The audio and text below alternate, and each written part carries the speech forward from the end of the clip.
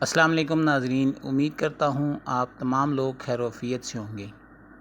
ہم اپنی آج کی ویڈیو میں برصغیر کے ایک عظیم مسلمان بادشاہ کا ایک چھوٹا سا واقعہ بیان کریں گے۔ مسلمانوں کی 800 سالہ کامیاب حکومت کا یہ بھی ایک راز تھا۔ قطب الدین ایبک شکار کھیل رہے تھے، تیر چلایا، اور جب شکار کے نزدیک گئے تو دیکھا تو ایک نوجوان ان کے تیر سے گھائل گرا پڑا تڑپ رہا ہے۔ کچھ ہی پل میں اس گھائل نوجوان کی موت ہو جاتی ہے۔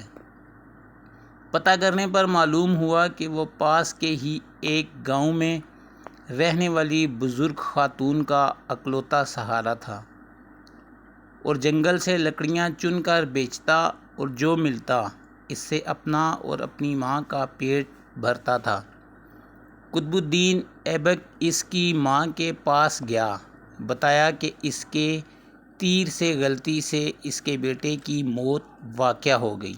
ماں روتے روتے بے ہوش ہو گئی۔ پھر قطب الدین ایبک نے خود کو قاضی کے حوالے کیا اور اپنا جرم بتاتے ہوئے اپنے خلاف مقدمہ چلانے کی آزادی دی۔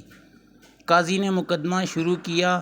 بوڑھی ماں کو عدالت بلایا اور کہا کہ تم جو سزا کہو گی وہی سزا اس مجرم کو دی جائے گی۔ بوڑھی عورت نے کہا کہ ایسا بادشاہ پھر کہاں ملے جو اپنی سلطنت میں اپنے ہی خلاف مقدمہ چلائے۔ جو غلطی اس کے لیے جو اس نے جان بوجھ کر نہیں کی۔ آج سے قطب الدین ہی میرا بیٹا ہے اور میں اسے معاف کرتی ہوں۔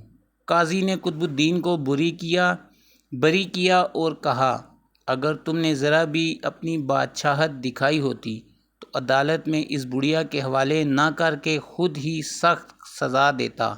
اس پر قطب الدین نے اپنے کمر سے خنجر نکال کر قاضی کو دکھاتے ہوئے کہا اگر تم نے مجھ سے مجرم کی طرح رویہ نہ اپنایا ہوتا تو اور میری بادشاہ کا خیال کیا ہوتا تو میں تمہیں اسی خنجر سے موت کے گھاٹ اتار دیتا۔ ویڈیو اچھی لگنے کی صورت میں اپنے دوستوں کے ساتھ ضرور شیئر کیجیے گا۔ ملتے ہیں اگلی ویڈیو میں۔ اللہ